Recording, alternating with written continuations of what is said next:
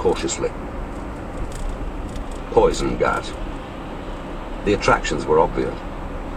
The place was difficult to bomb, the stream was fast-flowing, and they needed that for the effluent. The village was small, and they could chuck out anyone they didn't like. All right? All right. Bradfield had taken out his pen and was writing down key points as Turner spoke.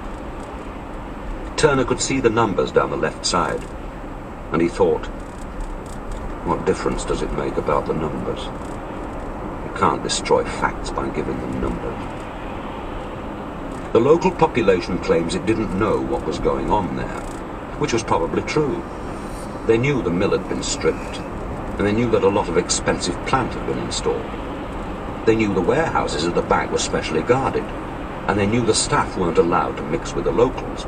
The labour was foreign, French and Poles, who weren't allowed out at all. So there was no mixing at the lower level either. And everyone knew about the animals.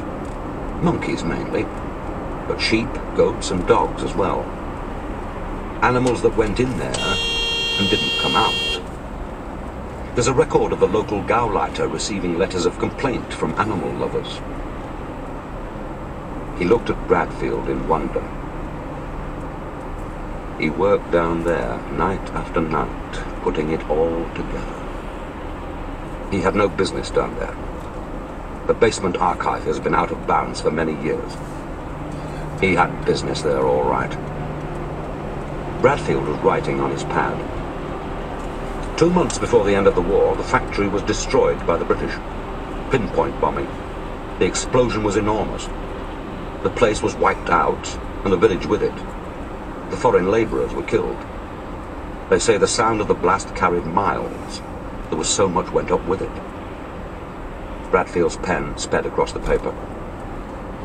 At the time of the bombing, Carfelt was at home in Essen. There's no doubt of that at all. He says he was burying his mother. She'd been killed in an air raid.